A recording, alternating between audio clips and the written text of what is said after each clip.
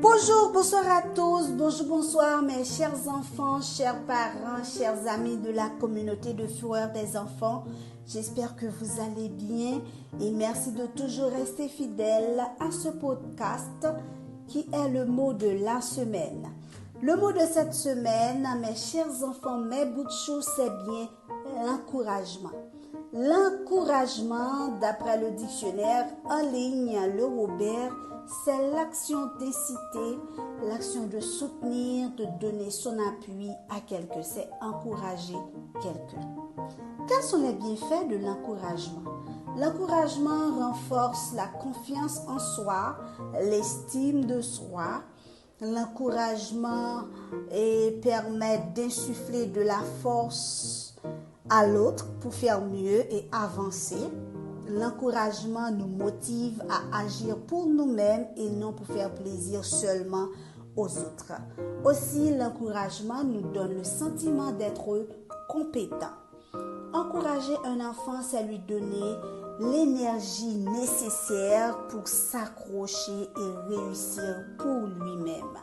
Plus un enfant est encouragé, plus il a confiance en ses capacités intellectuelles, morales, émotionnelles et physiques.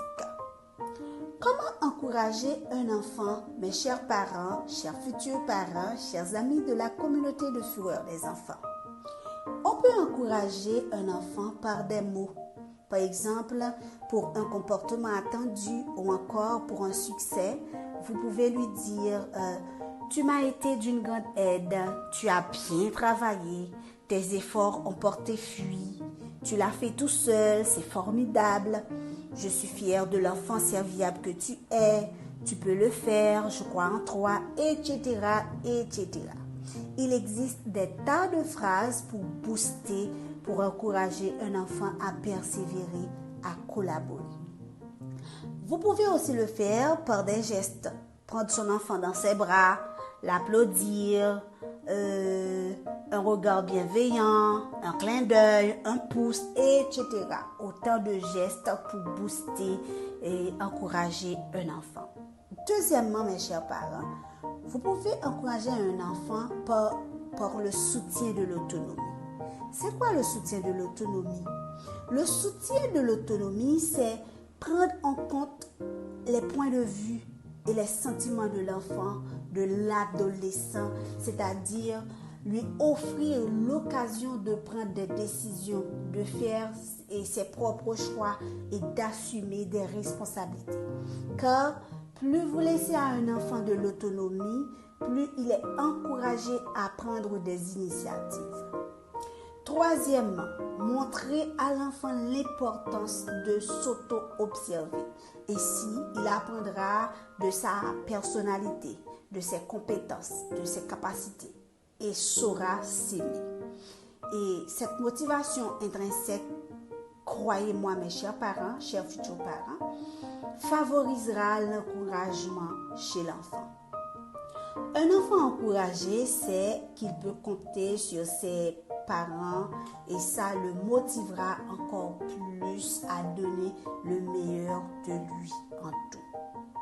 En encourageant un enfant, mes chers parents, chers futurs parents, vous apprenez à l'enfant à encourager à son tour.